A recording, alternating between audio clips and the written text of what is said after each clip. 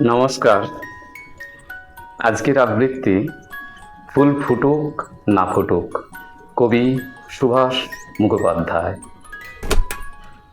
ফুল ফুটুক না ফুটুক আজ বসন্ত, সান বাঁধানো ফুটপাতে পাথরে পা ডুবিয়ে এক কাঠ খোট্টা গাছ কচি কচি পাতায় পাঁজর ফাটিয়ে হাসছে।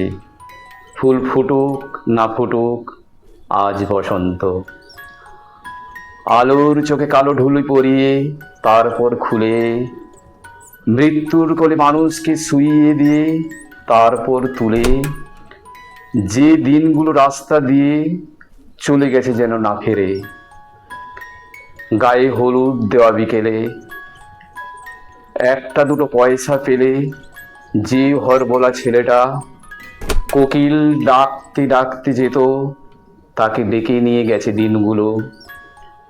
লাল কালিতে ছাপা হলদে চিঠির মতো আকাশটাকে মাথায় নিয়ে এগুলির এক কালো কুচ্ছিত আইবুড়ো মেয়ে রেলিংয়ে বুক চেপে ধরে এই সব 7-5 ভাবছিল।